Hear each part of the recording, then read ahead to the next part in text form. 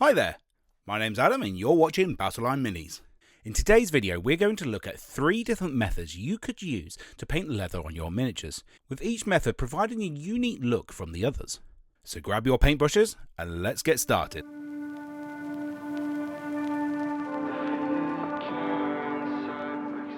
The first method we're going to look at will focus on using contrast paints.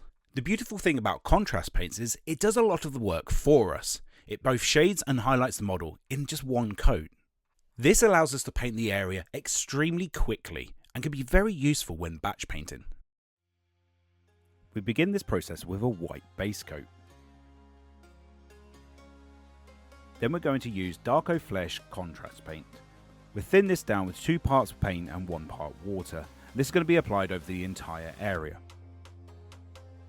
When we do this, we want to try and pull the paint towards the recesses. We achieve this by directing our brush strokes towards those areas.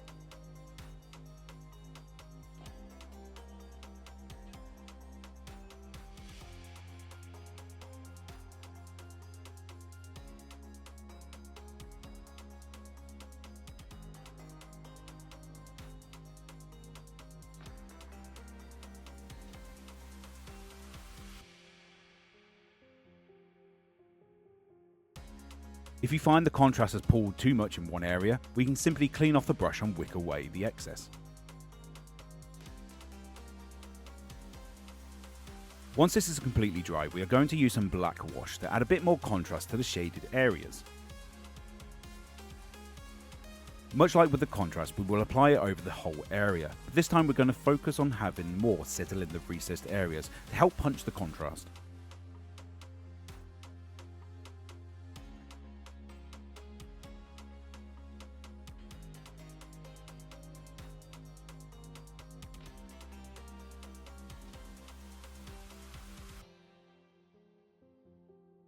And this is the finished result. You can see how focusing the wash has provided a greater contrast between the highlights and shadows. The second method will utilise something called dry brushing.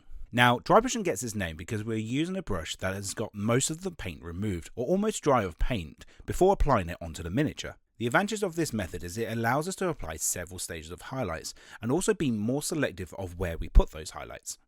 Another thing to consider is dry brushing can give a dry, scratchy effect.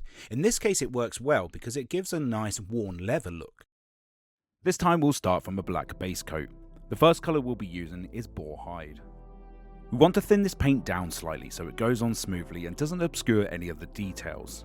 This means we may need to do 2 or 3 coats until we get complete coverage. Once we have a solid colour, the next step is to apply a brown wash to bring out the detail. Again, like in the previous method, we want to try and pull this paint so it settles in the recesses.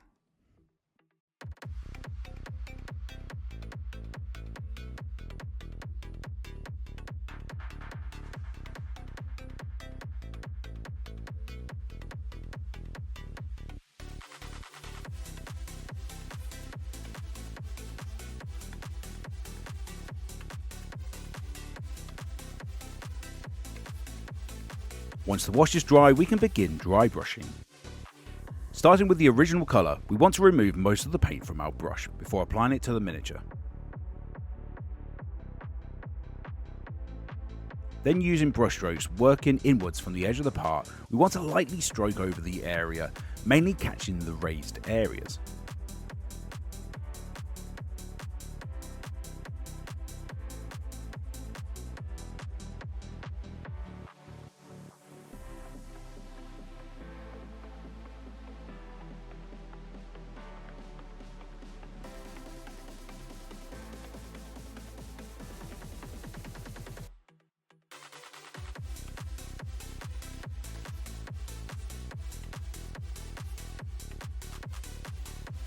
Next we repeat this process with a lighter shade, but this time we're going to remove more paint from the brush before we apply it, and when we apply it we will use lighter strokes and focus more on the sharper edges.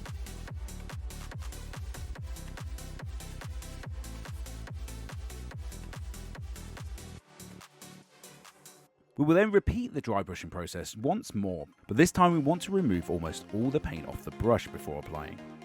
And like in the previous step, we'll be using even lighter brush strokes, but this time we'll be focusing on the sharpest edges.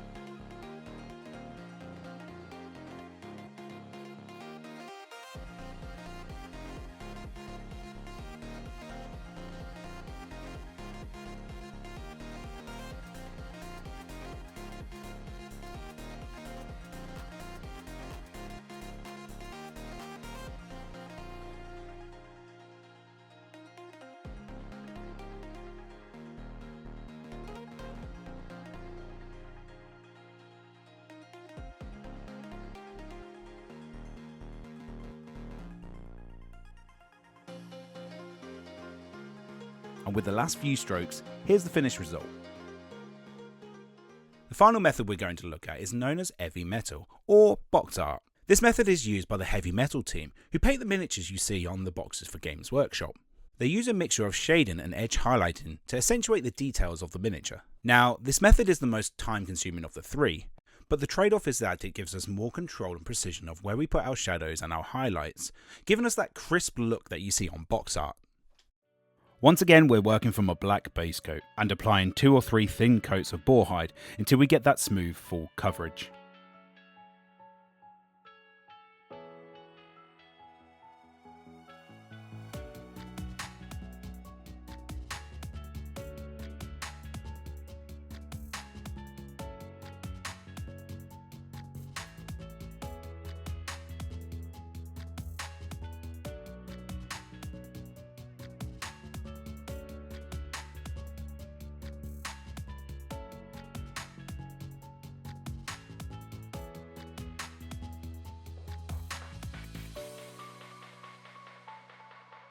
Next, we will make a wash out of Kuros leather and apply this over the entirety of the model, making sure we avoid any pooling and that it mostly settles in the recesses.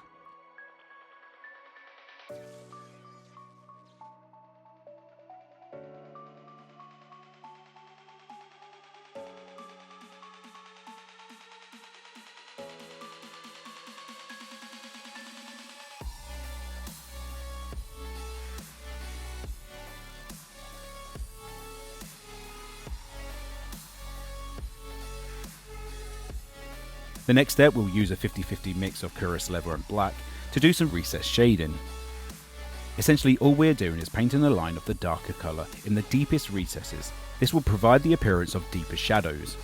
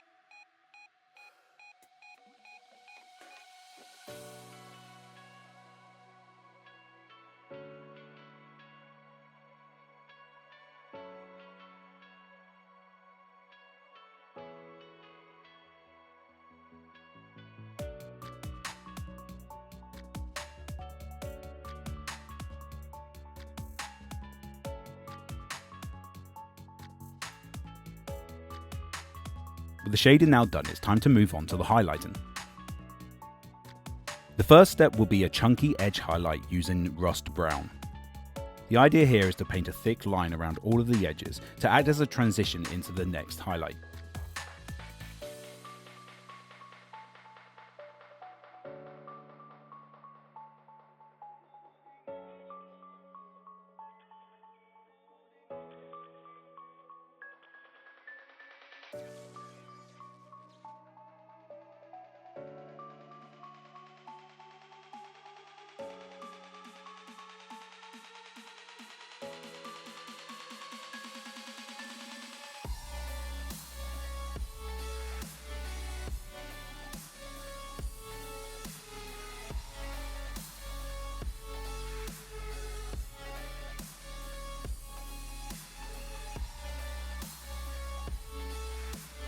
With the chunky highlight done, we're going to move on to the second stage of highlighting. Here we'll use Manticore Orange and highlight all the edges again, but this time we're going to paint a thinner line within the previous highlight.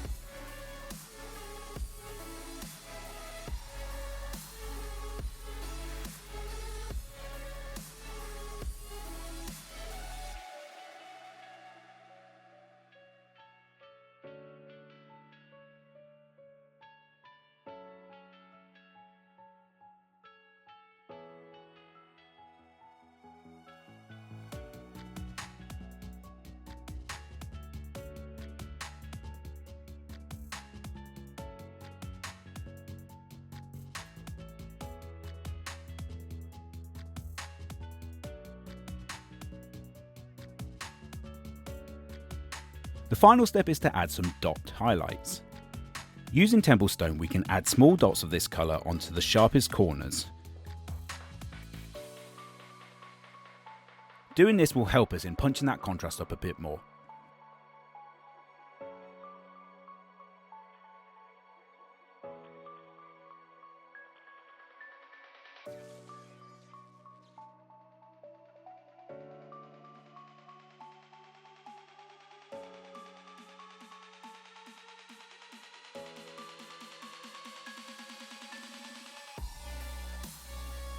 And here's the finished result.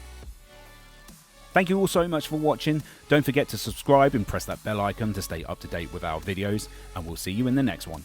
Bye!